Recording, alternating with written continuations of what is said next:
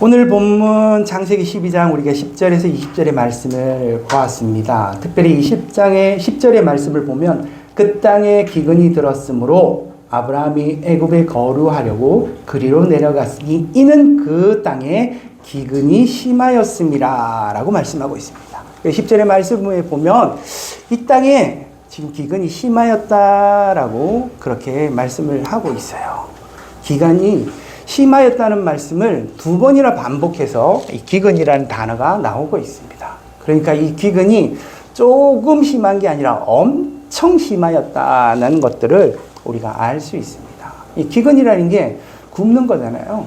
먹고 살 것이 없어서, 그죠? 그래서 계속해서 굶는 그것이 이제 기근이라고 볼 수 있는데, 그렇게 어쩌면은 이 아브라함과 아브라함의 가족들이 계속해서 못 먹고 결국에 그 땅에 살기가 힘들겠다라는 판단이 든 거죠. 그래서 어디로 내려가야 되겠다? 애굽으로 내려가야겠다. 애굽은 지금의 이집트잖아요. 그러니까 나일강 유역이니까 그 당시 그래도 그쪽은 비옥하고 먹을 것이 좀 있지 않을까. 옛날에 보면은 왜 그 야곱의 가족들이 기근을 만났을 때, 우리 이집트로 애굽으로 가야 되겠다라는 생각을 했던 것처럼 그 당시 이게 너무나도 자연스러운 거죠. 저기 옆에 그쪽으로 가면은, 그 나라에 가면은 먹을 것이 있겠다. 애굽으로 가야 되겠다라는 판단을 이제 하게 된 거죠. 그런데 한 가지 이제 걸리는 게 있어요. 지금 이 아브라함이 가나안 땅에 있습니다. 그죠? 아브라함이 가나안 땅에 있는 이유는 하나님의 명령과 약속이 있었어요. 그래서 그 약속의 땅에서 있었기 때문에 그 약속의 땅에 머물러야 됨에도 불구하고 그 기근이 너무 심하여서 결국은 이 애굽에 가야 되겠다라는 이제 결정, 그 판단을 하게 된 거죠. 아브라함은 그 결정을 하고도 마음이 굉장히 어쩌면 무거웠을 것이라는 생각이 들어요.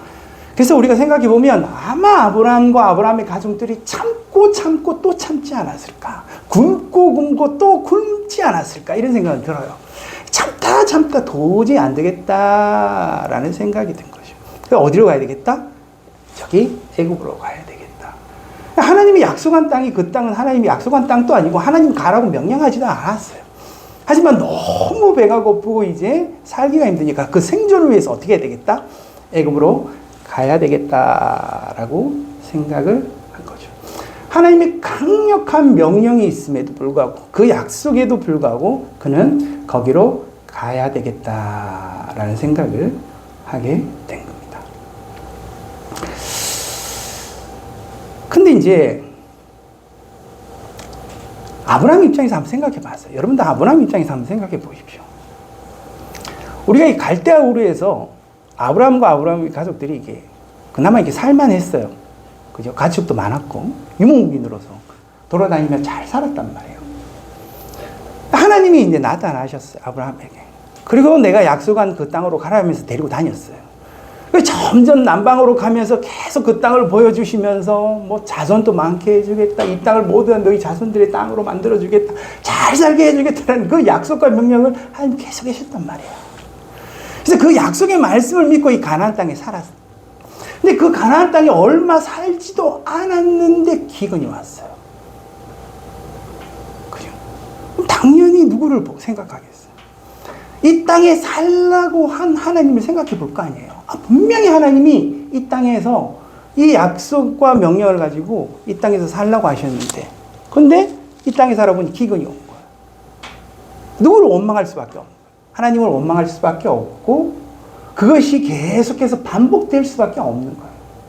하나님 분명히 여기가 약속의 땅이라고, 이 땅에서 살면 된다고 하셨는데 이 기근이라니 이게 웬 말입니까?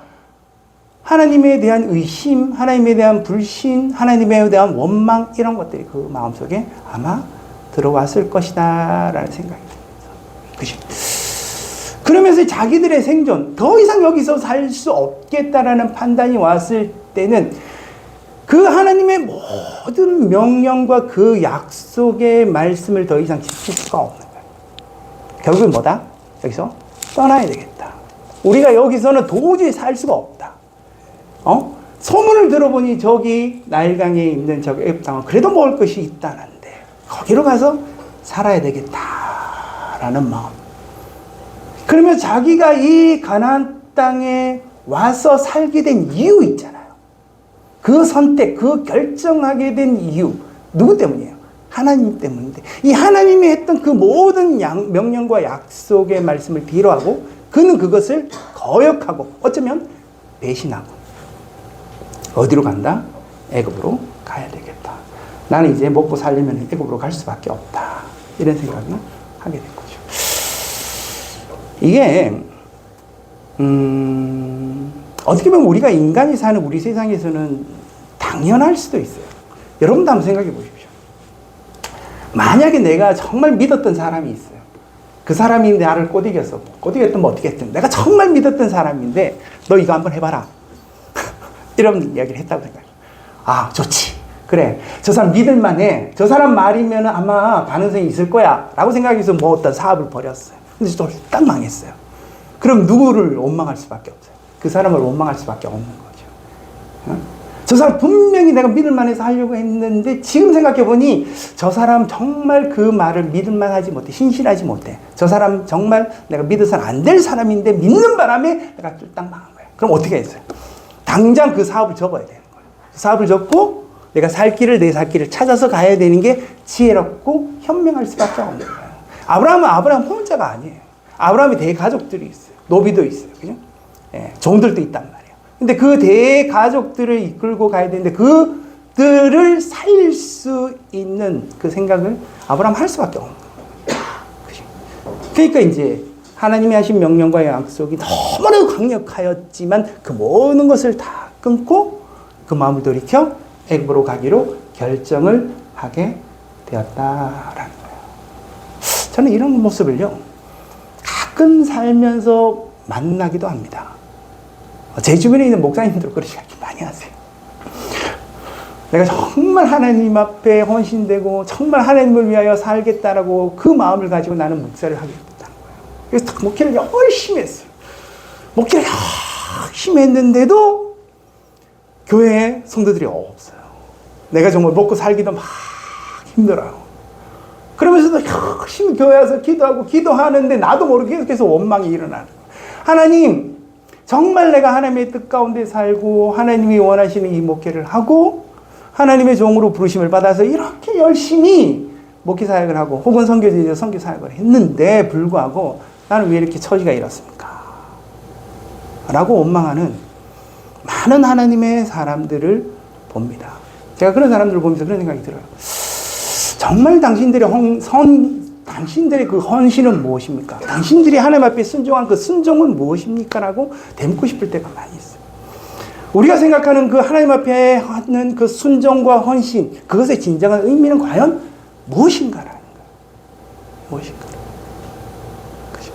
환경과 조건이 맞으면 그것이 너무나도 당연하고 또 그것이 너무나도 내가 받아들이고 내가 편안하게 그것을 순종하고 또 그것을 이해하고 받아들일 수 있는데 내가 그것이 맞지 않으면 그것을 받아들일 수가 없게 되어지는 거죠.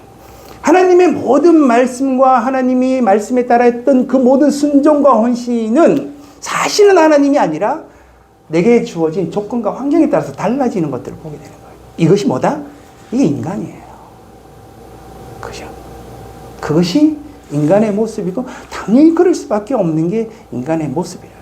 거기에 무엇이 필요한 거예요? 믿음이 필요한 거잖아요. 진정한 믿음이 과연 거기서 무엇인가라는 거예요.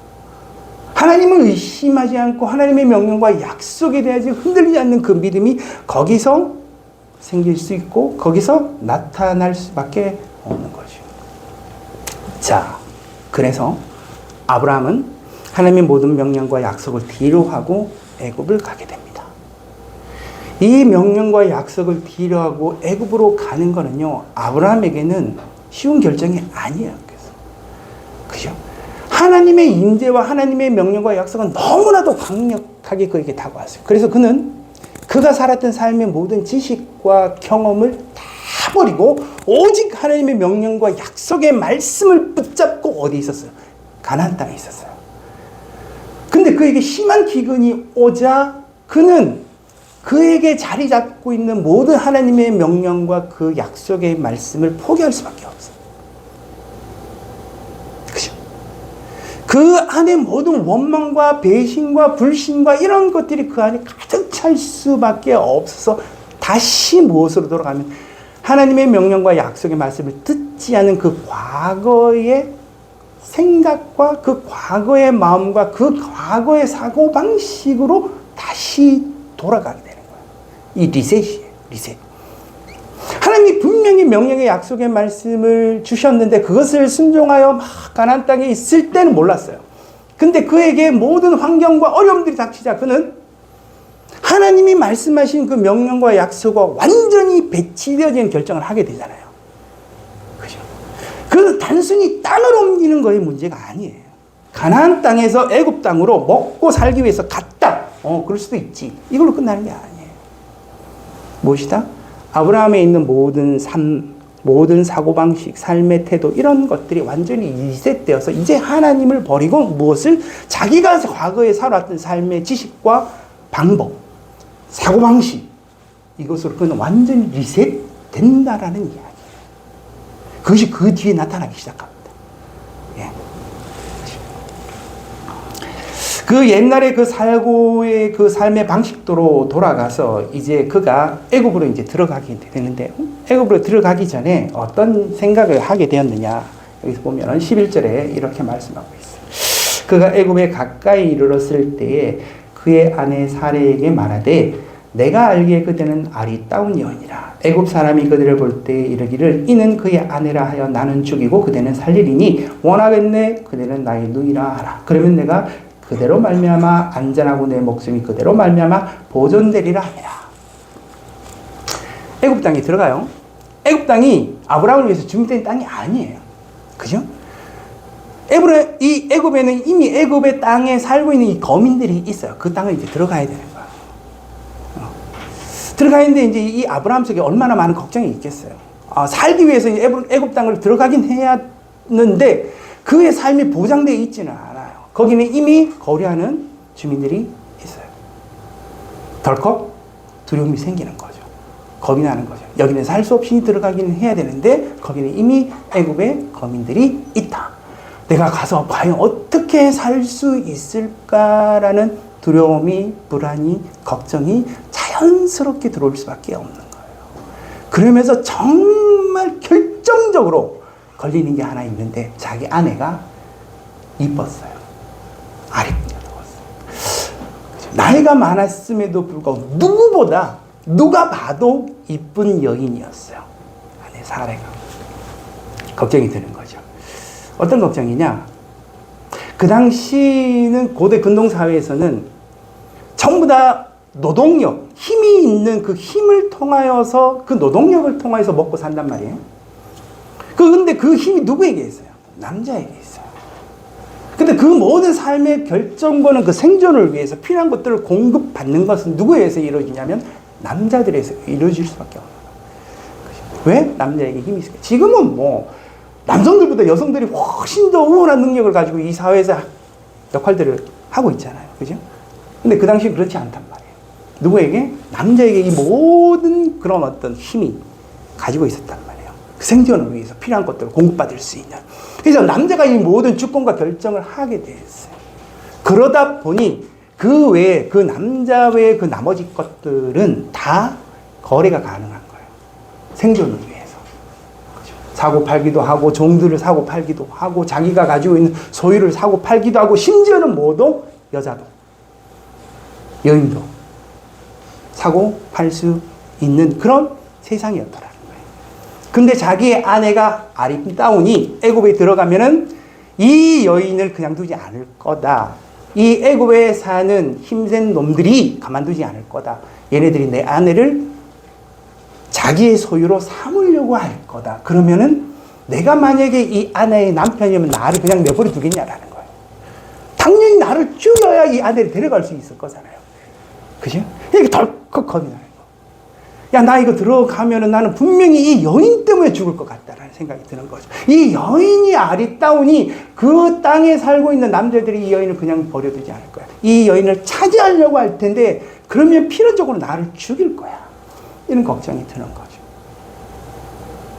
그래서 그의 세상적 사고가 돌아가기 시작하는 거예요, 이제. 세상적 사고가, 계산이 돌아가는 거예요. 돌아가면서 속여야 되겠다. 이 여인을 아내라고 하지 말고 내 누이라고 하자. 내 여동생이라고 하자. 그러면 어떻게 되겠어요? 가서 정말 이 여동생을 원하면은 그냥 거래를 하면 되잖아. 주고 내가 살 방법을, 내 목숨을 건지면 되잖아. 이런 생각을 하게 된 거예요. 비록 내가 아내를 잃어버릴지라도 거기 가서 내가 내 목숨을 건질 수 있겠지. 이런 생각, 이런 사고방식, 이런 생각. 그 계산을 하게 된 거예요. 이게 이 본문에 나타나는 내용입니다. 그죠? 근데 그때는, 지금 우리는 말도 안 되는 이야기잖아요? 근데 그때는 그게 자연스러운 거예요. 아, 그럴 수 있겠다. 오히려 아브라함 참 지혜롭네, 현명하네. 이런 생각을 할 수 있는 그 세상이었어요. 그래서 그런 생각을 가지고 이 아브라함이 아내 세례를 애굽으로 들어가게 된 거죠. 이게 하나님의 명령과 약속과 완전히 배치되는 거예요. 하나님이 분명히 짝지어 주신 이 아내를 사랑하고 이 아내를 잘 보살펴야 되는 게 이 아브라함이 하나님이 주신 명령일 거예요. 그죠? 맞잖아요. 또 한 가지가 있어요. 하나님이 분명히 약속했는데 뭐라고 했냐면 너의 자손을, 이 아내의 사례를 통하여서, 그죠? 그 자손을 진짜 하늘의 별같이 모래같이 그렇게 너에게 줄 것이다라고 분명히 약속을 했거든요. 근데 그 아내를 버리는 건요, 하나님을 믿지 않는 거예요. 그 말씀, 그 명령, 그 약속을 완전히 믿지 않는 거예요. 자기가 살기 위해서 이 아내를 누이로 속여야 되겠다라고 생각을 하고 이 아내를 데리고 들어가는 거죠. 자, 갔을 때 이제 어떻게 됐냐? 15절부터 보면은 바로의 고관들도 그를 보고 바로 앞에서 칭찬함으로 그 여인을 바로의 궁으로 이끌어 들인지라. 이에 바로가 그로 말미암아 아브라함을 후대함으로 아브라함이 양과 소와 노비와 암수 나귀와 낙타를 얻었더라. 아니나 다를까? 갔어요. 애굽에 들어갔더니 소문이 나기 시작하는 거예요. 저 아브라함이 이방인이 왔는데 이 아브라함의 이방인의 아내가 너무너무 예쁘더라. 너무너무 미인이더라. 소문이 난 거예요. 그 소문이 촥촥촥 퍼지니까 애굽의 그 바로의 궁에 살고 있는 고관들, 그 신하들 있죠. 그 신하들도 그것을 보게 된 거예요. 우와! 정말 이쁘네. 이렇게 된 거예요. 그리고 그것을 또 누구에게 얘기했어요? 왕에게 이야기를 했어요. 왕도 그 소문을 듣게 된 거예요. 그리고 왕도 그 소문을 듣고는 마음속에 어떤 마음이 들겠어요? 저 사례를 내 여자로 만들어야 되겠다. 이런 생각을 하게 된 거예요. 그래서 누구를 불러요? 이 사례를 바로의 왕궁으로 부르게 되는 거예요. 부르고는 어떻게 됐다? 내 아내로 삼아야 되겠다. 그렇게 된 거죠. 애굽에서 가장 힘이 센 게 이 바로예요. 바로. 그 누구도 이 사례를 차지할 수는 없어요. 그죠? 왕이 이미 마음에 결정을 했어요. 저 여인을 내가 잡아야겠다. 저 내 소유를 잡아야 되겠다. 이런 생각을 하게 되면은 누구만이 그것을 결정할 수 있어요. 바로 왕만이 그것을 결정할 수 있어요. 그래서 아브라함에게 이야기하고는 그 아내의 사례를 자기 연으로 삼으려고 했어요. 그리고 어떻게 했느냐? 아브라함에게 그 여동생을 자기가 데리고 왔으니 후대하여서 가축도 주고 종도 주고 이 아브라함이 애굽 땅에 살 수 있도록, 부자로 살 수 있도록 모든 것을 다 아브라함에게 줬어요. 아브라함의 마음이 어땠을까?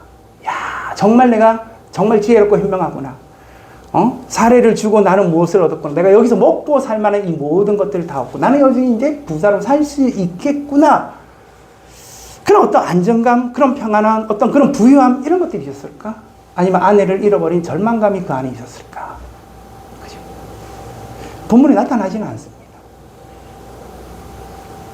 저는 이 본문을 보면서 어떤 생각이 듭니까? 이 아브라함 진짜 인간도 아니다. 나쁜 놈이다. 정말 어떻게 저렇게 살면 되나? 이런 마음이 먼저 들지 않겠어요? 어떻게 하나님의 사람이고 하나님의 말씀을, 명령을 따라서 하는 사람이 저럴 수밖에 없나? 저렇게 사나? 이런 생각이 아마 저 여러분 가운데 들 수밖에 없을 거예요. 아브라함이 왜 저렇게 할 수밖에 없나? 이게 인간의 모습이에요. 환경과 조건에 따라서 이 모든 세상의 사고방식으로 내가 돌아가는 것. 다시 리셋되어서 그렇게 살아가는 것. 이것이 인간의 삶의 모습이라고 볼 수 있어요. 저는 여기서 아브라함을 집중하는 게 중요하지 않다고 생각합니다. 아브라함은 그럴 수밖에 없다는 생각이 들어요. 아브라함이 애굽에서 할 수 있는 게 사실 별로 없어요. 정말 어쩌면 아브라함이 생각대로 그냥 갔으면은 아브라함은 죽고 아내는 뺏겼을 수도 있어요. 그죠? 그럴 수도 있어요. 물론 아브라함이 잘못한 거죠. 근데 여기서 중요한 건 그 뒤에 나타나는 거예요. 그 뒤에 어떤 일이 벌어지는지 한번 봤으면 좋겠어요.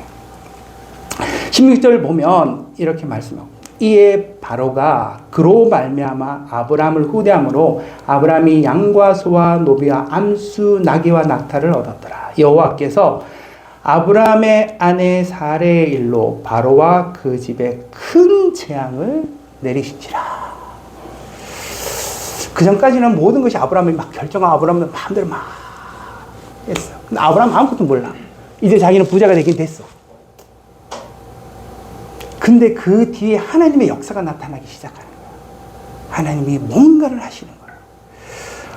이 애굽이 바로 왕이 아내 그 사례를 자기의 여인으로 맞아들이자마자 이 바로에게 큰 재앙이 나타났다고 생각했어요. 그 큰 재앙이 병으로 나타났는지, 그 재앙이 자기 장자의 죽음으로 나타났는지, 어떤 재앙으로 나타났는지는 모르겠어요.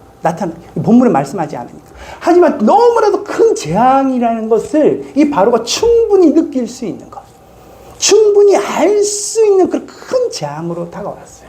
그리고 하나님께서 그 재앙으로 나타나시면서 이 바로에게 가르쳐 준 거예요. 이 모든 일들이 어떻게 일어났는지. 그죠? 아브라함이 아내 사레를 속이고 너희라 속여서 네에게 준 것이다. 이것은 잘못인 것이다. 네한테 재앙이 일어난 이유가 바로 이것 때문이야 라는 것들을 하나님이 이 바로에게 분명히 알려주게 되었다라는 거예요. 그러자 28절에 보면 바로가 이렇게 얘기합니다. 바로가 아브라함을 불러서 이르되 내가 어찌하여 나에게 이렇게 행하이다. 내가 어찌하여 그를 내 아내라고 내게 말하지 아니하냐. 내가 어찌 그를 누이라 하여 내가 그를 데려다가 아내를 삼게 하였느냐. 내 아내가 여기 있으니 이제 데려가라 하고.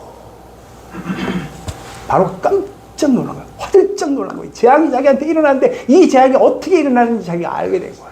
그래서 아브라함을 불렀어요. 아브라함에게 이야기하는 거죠. 네가 어찌 나를 속이고 네 아내를 누이라 속여서 내게 줬느냐. 네가 어떻게 그럴 수가 있느냐.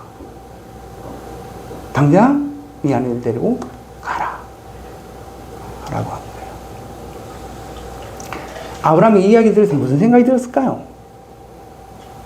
아브라함 사실 아무것도 몰랐어요. 아무것도 모르고 그냥 속이고 그냥 사례를 바로에게 바친 거예요. 근데 그 뒤에는 누가 일하시는 거예요?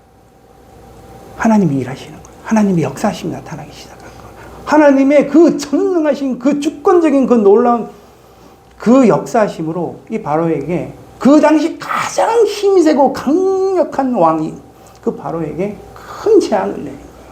그 재앙을 받은 이 바로가 화들짝 놀란 거죠. 이때까지 한 번도 경험해 보지 못한 그 강력한 여호와 하나님의 주권, 그 절대적 창조주의 그 강력한 힘과 그 권세 앞에 그는 너무나도 크게 놀란 거예요. 그래서 아브라함을 불렀어요. 아브라함은 아무도 몰랐어요. 근데 정말 이런 일들이 일어났다라는 거예요. 그죠?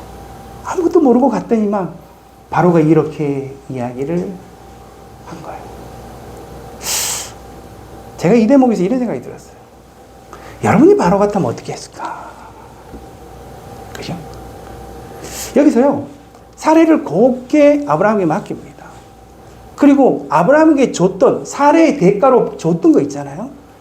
그것도 아브라함에게 고스란히 그대로 줍니다. 그리고 가라 그래요. 그 당시 가장 강력한 왕권을 가지고 있는 바로 같으면 어떡하겠어요? 너 일로 와. 너 나 속였지? 너 감히 나한테 그런 일을 해? 당장 죽여. 네가 가지고 있는 거 다 빼앗아. 어디 나를 속여? 그리고 내가 이렇게 큰 재앙을 받게 해? 도저히 용서할 수 없어. 당장 이놈을 죽여버려. 그 뭐 가지고 있는 모든 것들을 다 빼앗아. 이게 자연스럽잖아요. 바로가 그렇게 하지 못합니다. 아브라함에게. 그죠? 고스란히 사라도 주고, 고스란히 아브라함에게 줬던 것 다 그대로 줍니다. 바로가 왜 그랬을 것 같아요? 왜 그랬을 것 같아요? 예? 바로가 만난 그 하나님, 자기에게 너무나 큰 재앙을 내린 하나님, 너무나도 강력한 거예요. 근데 이 강력한 그 하나님이라는 그 여호와 하나님의 신이 누구 뒤에 있느냐면 아브라함 뒤에 있다라는 걸 안 거예요. 자, 아브라함이 정말 이방인자 아브라함이 아무것도 아닌 거고 정말 치졸하게 자기 아내를 누이라고 속인 정말 비겁한 자처럼 보이지만 그 아브라함 뒤에 누가 있다는 걸 보는 거예요. 강력한 여호와 하나님이 있다라는 걸 이 바로가 알게 된 거예요. 내가 어떻게 할 수 없구나. 저 치졸하고 저 아브라함 저 아무것도 아닌 것 같아 보이는 저 인간 내가 함부로 죽일 수 없는 거예요. 깜짝 놀라가지고 아내도 그냥 자기가 줬던 그 모든 것도 그냥 막 빨리 가라고. 내가 너를 감당할 수 없는 거죠. 빨리 가버리라. 이렇게 된 거예요. 그죠? 그 뒤에 보면 아브라함이 애굽에서 받은 이 바로 왕에서 받았던 그것을 가지고 정말 풍요롭고 또 부유한 삶들을 이 아브라함이 살아가게 돼요. 예, 바로 왕 덕분에 그렇게 살아가는 것을 보게 됩니다. 이런 일들이 어떻게 일어나는 건가? 그죠? 아브라함이 그 당시 아마 느꼈을 것 같아요. 자기가 모든 생각을 바꿔서 여호와 하나님을 배신하고 자기 마음대로 이 모든 일들이 이루어갔잖아요. 근데 나도 모르고 내 뒤에는 누가 일하시는 거예요? 하나님이 일하시고 하나님이 이 모든 일들을 행하시고 계시다는 것들을 그가 이제서야 그때서야 아마 깨닫지 않았을까 라는 생각이 들어요. 우리가 여기서 아브라함에게 받을 수 있는 교훈, 아브라함을 통해서 받을 수 있는 것들, 얻을 수 있는 것들은 아무것도 없어요. 그죠? 아브라함은 너무나도 인간적이고 너무나도 나약하고 너무나도 비겁한 자일 수밖에, 자기 아내를 팔아먹은 그런 치졸한 옹졸한 인간일 수밖에 없는 거예요. 근데 하나님이 아브라함에게 약속했단 말이에요. 그 구원의 약속. 이 아브라함의 씨를 통하여 나중에는 예수 그리스도, 그 구원의 백성, 그것을 이루어갈 것을 하나님이 약속하셨어요. 하나는 아브라함이 어떤 자인지가 중요한지 알아요. 응? 아브라함은 정말 그냥 한 인간일 수밖에 없어요. 근데 하나님은 하나님의 그 구원의 약속, 그 구원의 일들을, 그 구원의 역사를 이루어야 되는 거예요. 아브라함이 어떤 모습 때문에 이 일들을 행하는 게 아니에요. 하나님의 그 약속, 그 구원의 약속을 따라, 그 구원의 섭리를 따라 이 일들을 진행하고 있다라는 거죠. 아브라함이 그것을 미리 알았다면 이런 잘못을 하지 않았겠죠. 그것을 알고 있다면 이렇게 행하지 않았겠죠. 그죠? 우리 마치 이 아브라함 같은 인생을 어쩌면 살고 있을지도 몰라요. 나는 하나님을 믿고 나는 예수 그리스도를 받는 구원의 백성으로, 구원의 삶으로 우리가 살아가고 있지만 어느새 나는 니지해되어가지고 정말 하나님의 뜻과 하나님의 백성으로의 삶이 아니라 그냥 내 마음대로 인간적인 삶들을 사는 거예요. 그런데 길이 참으시고 인내하시고 그 구원의 성취를 만들어 가시는 그 역사의 하나님, 그 주권자 통치하시는 하나님은 우리의 삶 뒤에서 그 구원의 역사를 만들어가고 있다라는 거예요. 그죠?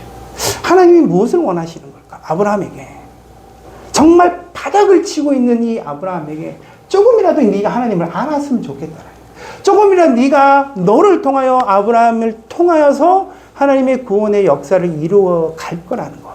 너는 하나님의 사람이고 내가 너와 함께 있으며 내가 구원의 그 역사를 너와 함께 만들어 갈 거라는 것. 이걸 조금이라도 경험하여서 아브라함이 알아가는 것. 그래서 그 믿음의 삶으로 나아가는 것. 이 하나님이 바라셨을 거라는 것이죠. 하나님은 우리의 삶을 통해서 그 일들을 이루어 가시는 겁니다. 우리는 알지 못할 수도 있어요. 하나님이 지금 우리의 삶의 환경 속에서 어떤 일들을 행하고 계시는지, 어떤 구원의 역사를 펼쳐가고 있는지, 나는 그것도 모른 채 내 마음대로 지금 살아갈 수도 있어요. 그건 어리석은 일. 아브라함처럼 그렇게 살아갈 수도 있는 거죠. 하지만 오늘 이 본문을 통해서 우리가 가르쳐 주는 게 있어요. 하나님은 역사하시는, 일하시는, 통치하시는, 주권하시는 그런 하나님이시죠. 우리의 삶 가운데 그 일들을 이루어 가시고 만들어 가시는 하나님이라는 거예요. 여러분들이 여러분들의 삶 때문에 실망할 수 있어요. 나의 죄악 때문에, 나의 연약함 때문에, 나의 부족함 때문에 내가 했던 모든 삶의 어떤 그 후회스러운 일들 때문에 여러분들의 삶을 통하여서 실망스러울 수 있어요. 여러분들의 소망은 여러분들의 삶을 통해서 나타날 수 있는 게 아니에요. 내 뒤에 역사하시는 그 하나님, 여호와 하나님의 그 역사를 통하여 우리의 삶이 그 구원의 역사, 그 가치를 만들어 가게 될 겁니다. 그것을 믿는 믿음 가운데 살았으면 좋겠어요. 아브라함 정말 실망스러운 아브라함이지만 그 아브라함 가운데 구원의 약속의 명령을 끝까지 신실하게 지키고 이행해 가시는 그 여호와 하나님을 믿는 믿음 가운데 살아 저와 여러분의 삶이 되어지기를 주님의 이름으로 축복합니다. 아멘. 하나님 아버지, 오늘 아브라함의 또한 그 삶을 우리가 함께 보았습니다.